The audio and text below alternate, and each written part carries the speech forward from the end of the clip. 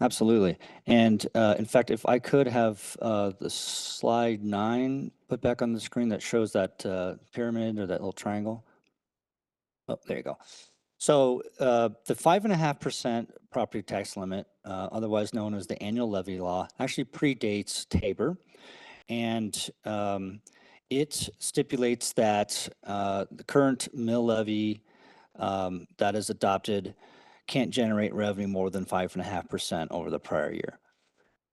The second limit in question is Tabor. So Tabor actually has, as we mentioned, two iterations. One covers all total revenue within the county, with some exceptions like federal revenue.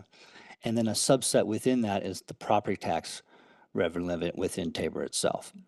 Those both Tabor limits use those factors, those growth factors I mentioned, the CPI and the local growth. And Tabor does allow for anything that falls above that limit to be returned to taxpayers. There's no prescription on how those dollars are returned. It can be either adjusting the upcoming mill levy, it could be applying a tax levy to the upcoming tax bill, it could be issuing refunds.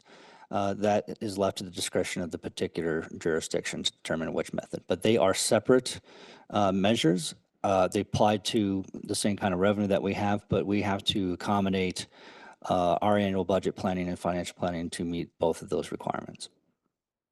Great, thank you. Would you also talk about the county's work with the Department of Local Affairs as it relates to the 5.5%?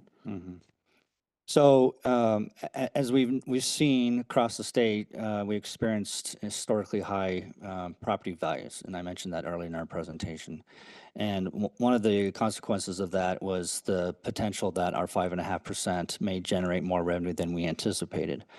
One of the key facts, though, is that we typically cannot foresee what that actual impact would be until the year has concluded. So in other words, we as a county adopt a mill levy, for instance, in 2023. At the public hearing in November, we adopt the board adopts the 24 mill levies. And so if it turns out in 24 that if there's a spike in property values, that percentage would generate more revenue than we anticipated.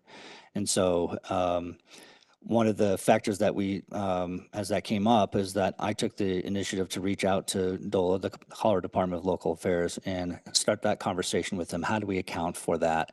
And then how does it relate to any reforms or adjustments we need to make in the future?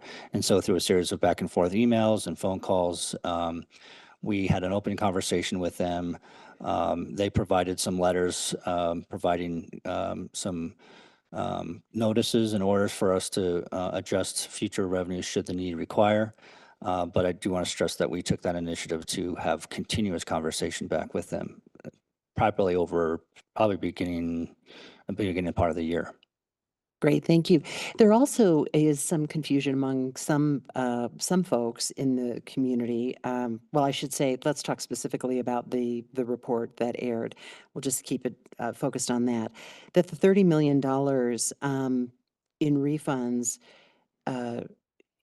is 2024 revenue, but that is inaccurate. It's 2023 revenue, which is an important distinction. Can you talk a little bit more about that? Absolutely. So what was reported, that $30 million refund was $24, is completely inaccurate.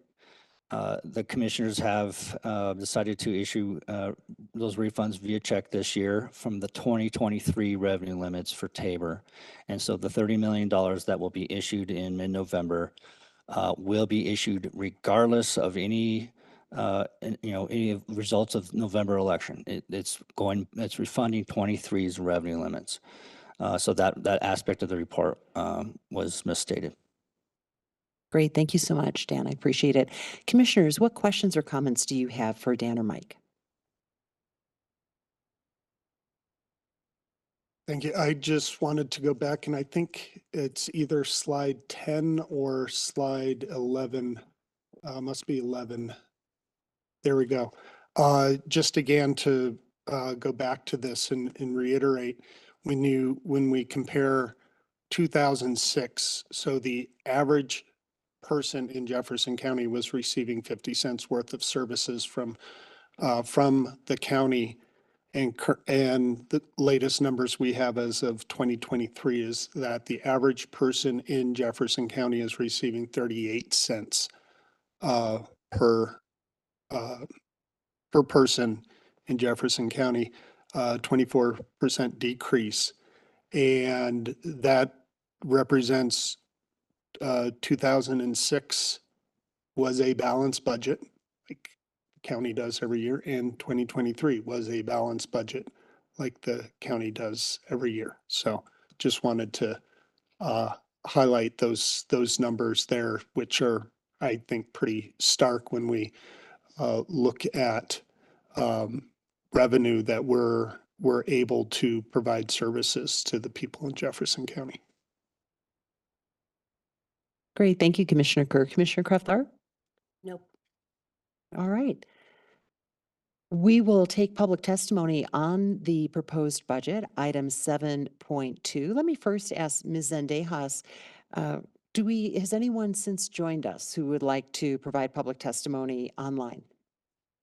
No one online. Okay. Is there anyone in the hearing room who would like to provide testimony?